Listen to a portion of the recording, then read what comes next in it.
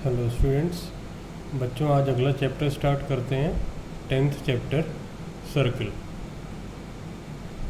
तो इस चैप्टर में बच्चों क्या है कि सबसे पहले हमको थ्योरम देखनी है 10.1 थ्योरम। टोटल 2 थ्योरम है बच्चों इस चैप्टर में। तो सबसे पहले थ्योरम है 10.1, radius is perpendicular to tangent at a point of contact. तो ये एक सर्किल है और पॉइंट P पर, ये पॉइंट P है, पॉइंट P पर एक टेंजेंट हमने ड्रॉ कर दिया है और इस पॉइंट P को सेंटर से ज्वाइन करने वाली लाइन OP है। प्रूफ कर रहे हैं कि जो ये रेडियस OP है ये टेंजेंट XY पर परपेंडिकुलर होगी। P को हम पॉइंट ऑफ कांटेक्ट बोलते हैं। तो लिख लेते हैं पहले गिवन, फिर टू प्रूव, देन प्रूफ। तो given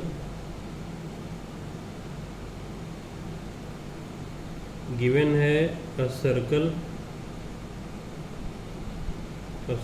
C, center O, radius R, second point tangent XY at P। to prove OP is perpendicular to XY। इसके लिए बच्चों हमें करना होगा कंस्ट्रक्शन। तो construction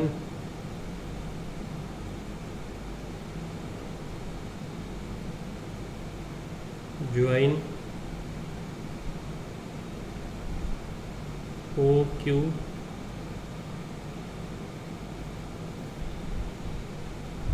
OR OS as shown in the figure, as shown in the figure।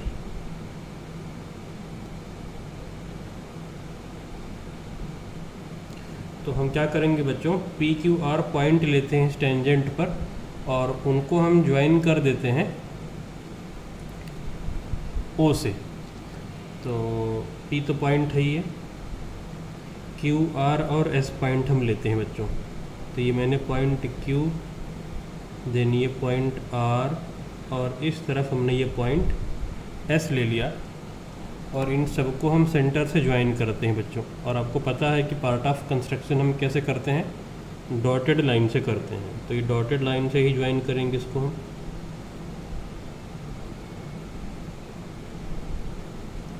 अब ये OQ को भी ज्वाइन कर देते हैं।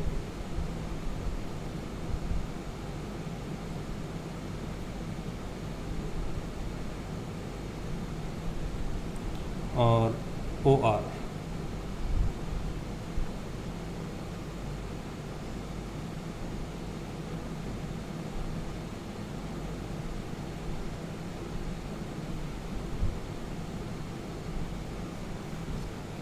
और इसके साथ में ही बच्चों इस पॉइंट का नाम इस तरफ हम T रख देते हैं। ये पॉइंट T है।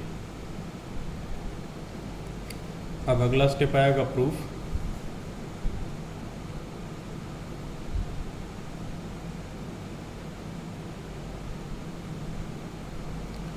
प्रूफ कैसे करें, तो प्रूफ समझने के लिए हमको एक बार रिकॉल करना होगा 9th में बच्चों जो चीज़ें हमने पढ़ी थी उनको।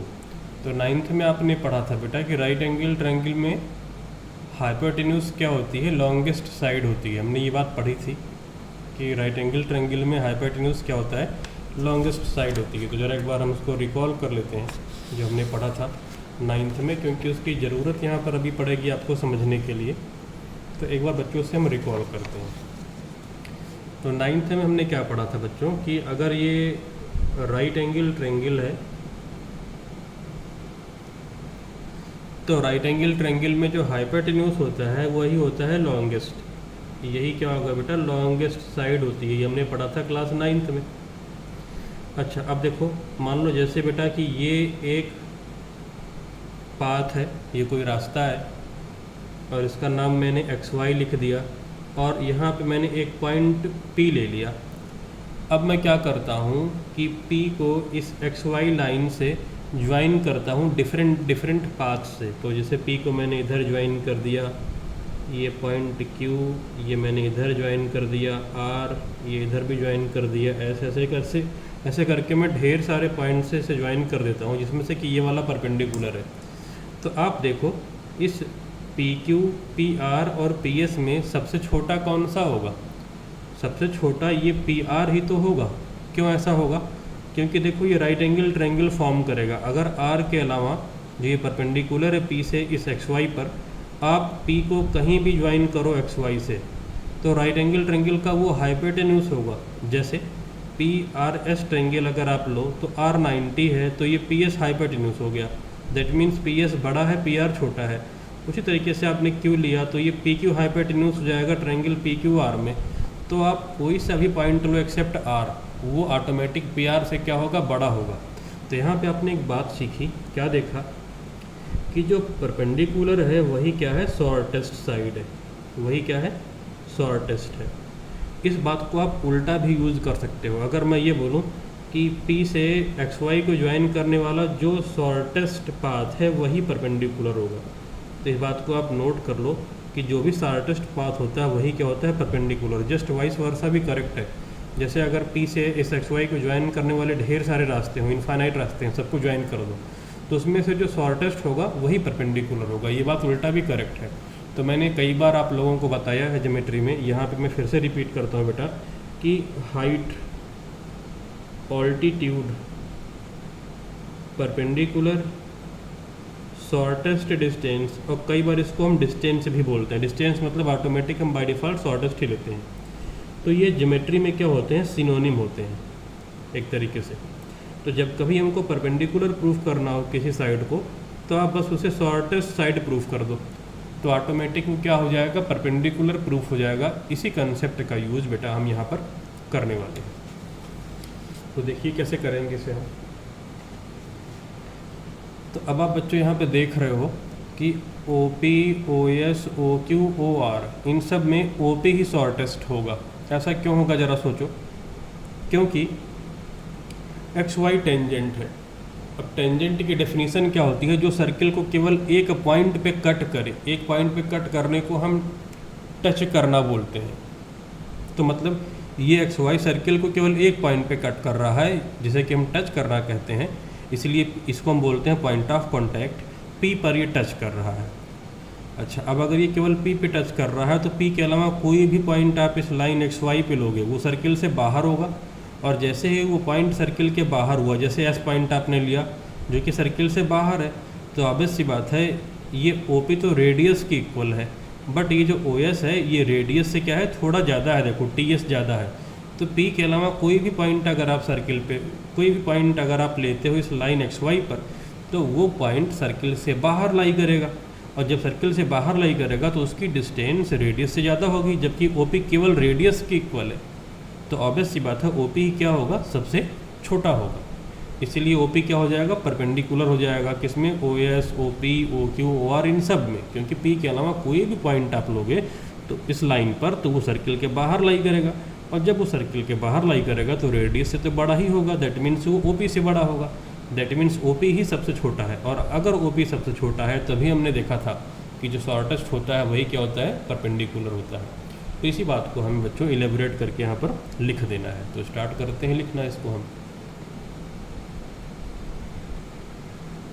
OP equal to radius from figure. अब आप OS को ले लो। OS क्या हो जाएगा? OT plus TS from figure. अच्छा, अब देखो यहाँ पे ये OT किसके इक्वल है? OT तो रेडियस के इक्वल है। तो अब आप यहाँ पे मेंशन कर दो OS equal to R plus TS, और OT equal to R mention कर दो। OT रेडियस के इक्वल है। अब देखो बेटा, अगर OS हो गया R plus TS, OP R है, तो आप यहाँ से क्या कंक्लूड कर सकते हो? इम्प्लाइज दैट आप कंक्लूड कर सकते हो कि OP इज लेस देन क्या होगा, OS होगा। सिमिलरली आप क्या कंक्लूड कर सकते हो, सिमिलरली आप प्रूफ कर सकते हो कि OP छोटा होगा किससे, OP छोटा होगा OQ से भी, एंड OP छोटा होगा किससे, OR से भी, जितने भी पॉइंट आप बाहर लोगे। implies that OP is the shortest side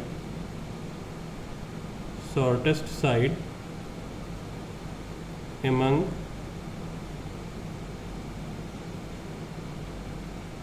OP,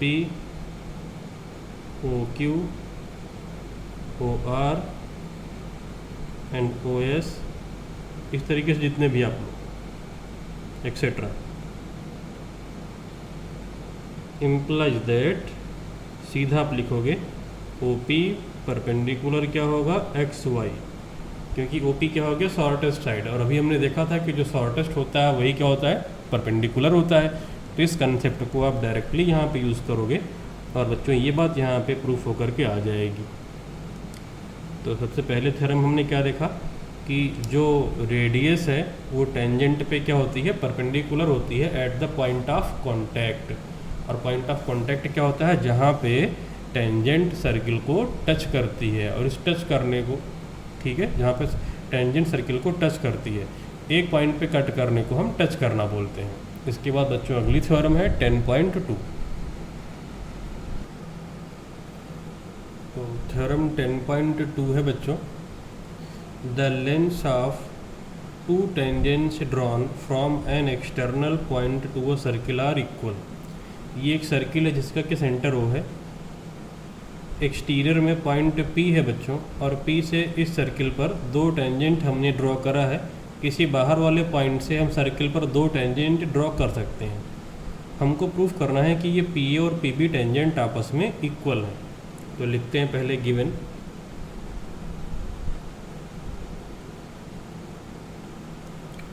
सबसे पहले गिवन है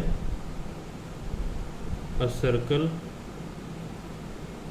C centre O radius R, दो टेंजेंट गिवन है।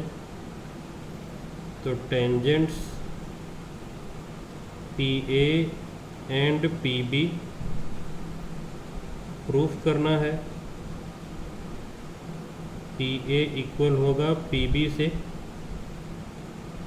कंस्ट्रक्शन है।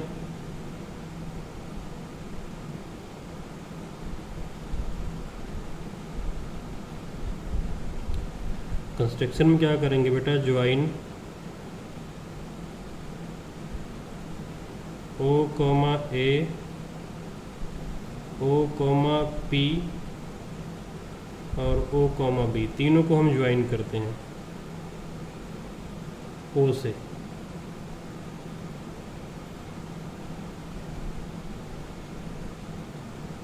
और अगला स्टेप हो जाएगा प्रूफ।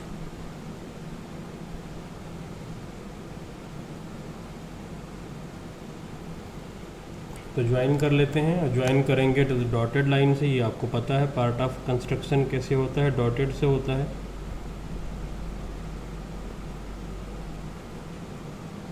डॉटेड लाइन से हम ज्वाइन करेंगे बच्चों।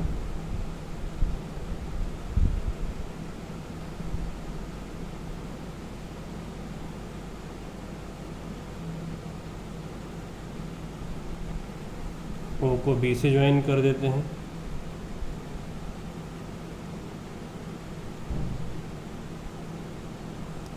देन O को हम ज्वाइन करेंगे A से।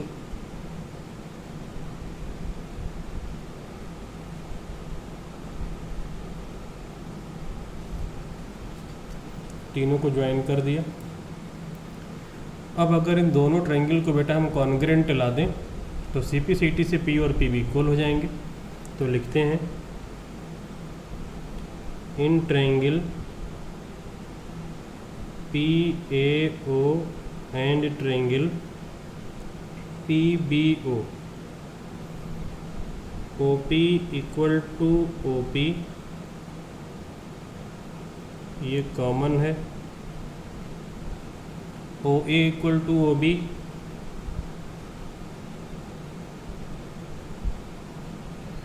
Radii of same circle, radii of same circle, और angle A equal to angle B दोनों 90 डिग्री होंगे। एंगल ए और एंगल बी 90 होंगे, क्यों? क्योंकि ये टेंजेंट है और ये रेडियस है। और अभी हमने 10.1 थ्योरम में देखा था कि टेंजेंट और रेडियस पॉइंट ऑफ कांटेक्ट पे परपेंडिकुलर होते हैं। तो लिखते हैं इस बात को, रेडियस परपेंडिकुलर टेंजेंट, रेडियस और टेंजेंट परपेंडिकुलर होते हैं एट पॉइंट ऑफ कांटेक्ट। तो implies that triangle P A O congruent triangle P B O, criteria क्या हो जाएगा? R H S, right angle, hypotenuse और एक साइड। ये राइट एंगल ना, राइट एंगल के सामने का हाइपोटेन्यूज कॉमन था और ये एक साइड। सीपीसीटी से पी और पीबी बच्चों क्या हो जाएगा? इक्वल हो जाएगा। तो लिख लो इस बात को, P A equal to P B CPCT implies that PA equal to PB CPCT corresponding part of congruent triangle। और ये थ्योरम इस तरीके से बच्चों प्रूफ हो गई है। अब इसके बाद कुछ एग्जांपल्स देखेंगे बच्चों जो कि इन्हीं दोनों थ्योरम पर बेस्ड हैं। और इस चैप्टर में टोटल हमको केवल ये 2 थ्योरम ही करनी थी, दोनों थ्योरम हमने कर लिया है। तो अगला क्वेश्चन है बच्चों, यहाँ पर देखिए एग्जाम्पल नंबर 1 का डायग्राम मैंने ड्रॉ कर लिया है। ये डायग्राम ये देखिए यहाँ पर गिवन है, एग्जाम्पल नंबर 1 का डायग्राम। ये बच्चों triangle A B C isosceles triangle है जिसमें कि ये ए बी और ए सी आपस में इक्वल हैं और ये सर्किल को बाहर से टच कर रहा है। जो ये ट्रायंगल है सर्किल को बाहर से टच कर रहा है। दैट मीन्स कि ये टोटल 3 टेंजेंट हो गए, ए बी, बी सी और ए सी। हमें प्रूफ करना है बेटा कि ये बी ई और ई सी आपस में इक्वल होगा। तो इस बात को लिख लेते हैं। सबसे पहले गिवन, फिर टू प्रूफ। तो गिवन पहला point, triangle A B C जिसमें कि ए बी इक्वल ए सी है। दूसरा पॉइंट में क्या लिखेंगे बेटा कि जो ये ट्रायंगल है ये सर्किल को क्या कर रहा है? सर्कमस्क्राइब कर रहा है। तो triangle A B C is circumscribing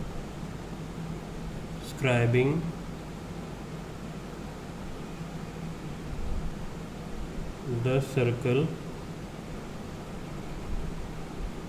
C, centre O, radius R. और प्रूफ क्या करना है? B E equal E C.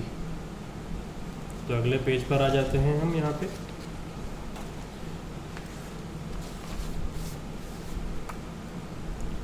तो यहाँ पर देखो बेटा ये डायग्राम गिवन है, बी ई इक्वल ई सी लाना है। ये चारों तरफ से इस सर्किल को ये तीनों टच कर रहे हैं। तो प्रूफ स्टार्ट कर लेते हैं। और हमने 2 थ्योरम पढ़ी है, बस उन्हीं का यूज़ है।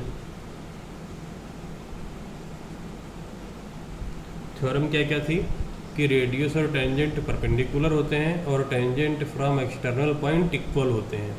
तो इस तरीके से देखा जाए बेटा तो ये पॉइंट ए एक एक्सटर्नल पॉइंट है और यहाँ से देखो ए डी और ए एफ 2 टेंजेंट हैं। तो ये दोनों आपस में क्या होंगे? इक्वल होंगे।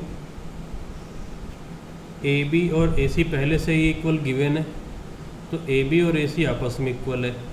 ए डी और ए एफ आपस में इक्वल है। दैट मीन्स जो ये बचा बी डी और सी एफ ये आपस में क्या होगा? इक्वल होगा।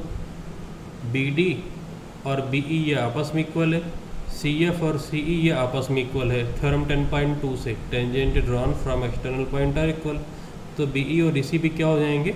इक्वल हो जाएंगे। इस बात को हम लिख लेते हैं 1 by 1 करके। तो सबसे पहले हमने लिखा A B equal A C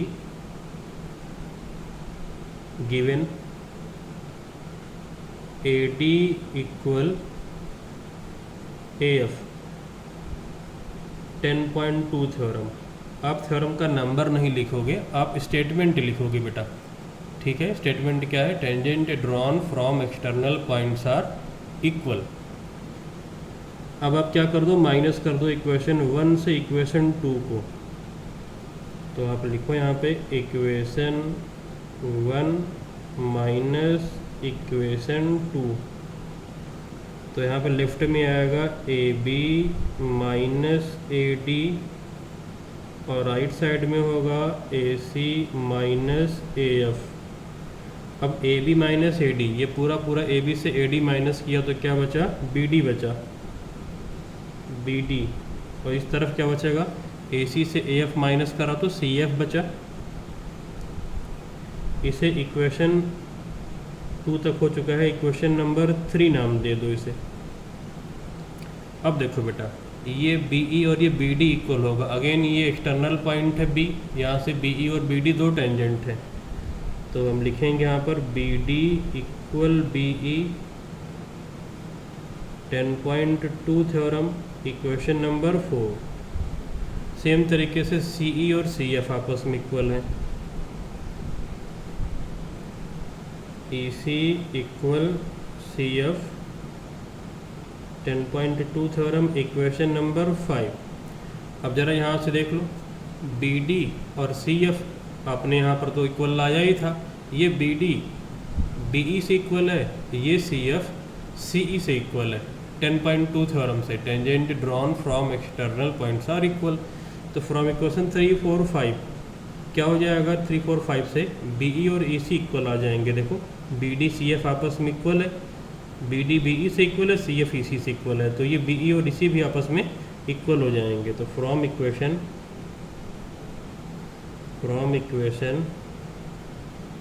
3, 4, 5 BE equal EC।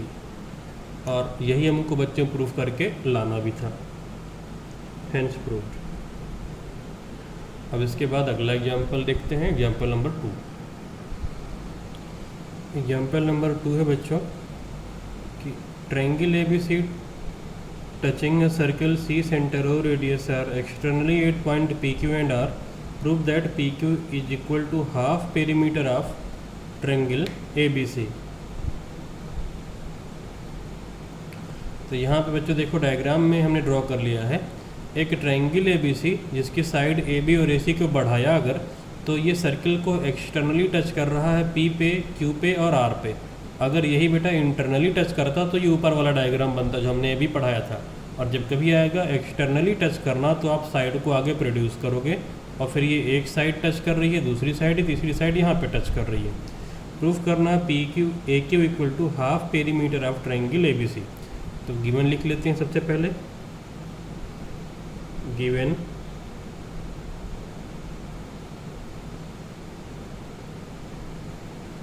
Triangle ABC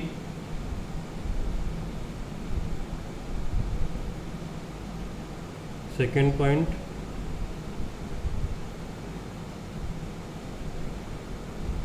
tangent AQ AR BC। AQ AR BC तीनों ये टेंजेंट है क्योंकि ये बाहर से टच कर रहा है। और अगला स्टेप आ जाएगा टू प्रूव आ जाएगा AQ equal to half perimeter of triangle ABC। तो लिखते हैं इसको अगले पेज पे हम। टू प्रूव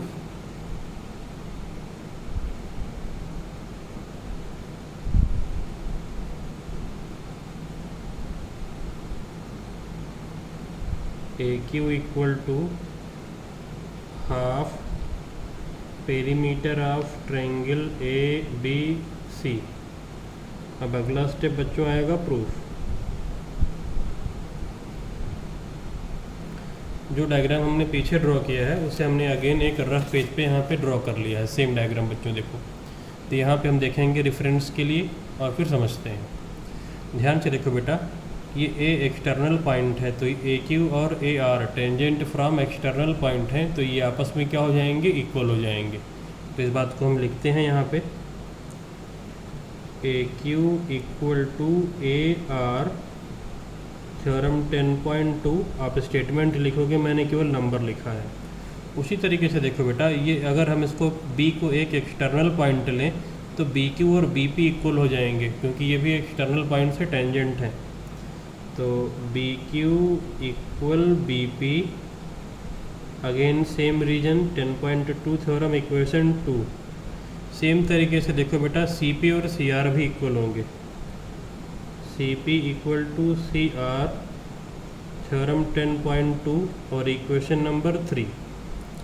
इसके बाद देखो बेटा, आप क्या करोगे कि तीनों साइड को आप ऐड करो ट्रायंगल का, A B plus B C plus A C. तीनों साइड ऐड करने पे क्या आएगा, perimeter of triangle A B C. अब आप क्या करो बेटा, ब्रेक करो, इस बी सी को ब्रेक कर दो आप, तो ये हो जाएगा ए बी। बी सी को ब्रेक करके क्या लिखो, B P plus C P, तो plus B P plus C P plus A C. हमने इस बी सी को ब्रेक कर दिया यहाँ पे, और ये इक्वल टू आ जाएगा perimeter of triangle A B C. अब देखो बेटा, ए बी को एज इट इज़ रहने दो। बी पी देखो हमने किसके इक्वल लाया था, बी क्यू के। देखो ये बी पी और बी क्यू इक्वल थे, तो बी पी को रिप्लेस करके यहाँ पे क्या लिखो, बी क्यू लिखो, प्लस सी पी किसके इक्वल था, देखो सी आर से। ये सी पी किससे इक्वल था, सी आर से, तो सी पी की जगह पे क्या लिखो, C R plus A C equal to perimeter of triangle A B C. और जो रिप्लेस किया है उस पर ज़रा मार्किंग आप शो कर दो एक तरीके से। तो बी पी को रिप्लेस कर दिया है बी क्यू से, सी पी को रिप्लेस कर दिया है सी आर से। और ज़रा आगे इक्वेशन लिख दो कि कैसे लिखा है, फ्रॉम इक्वेशन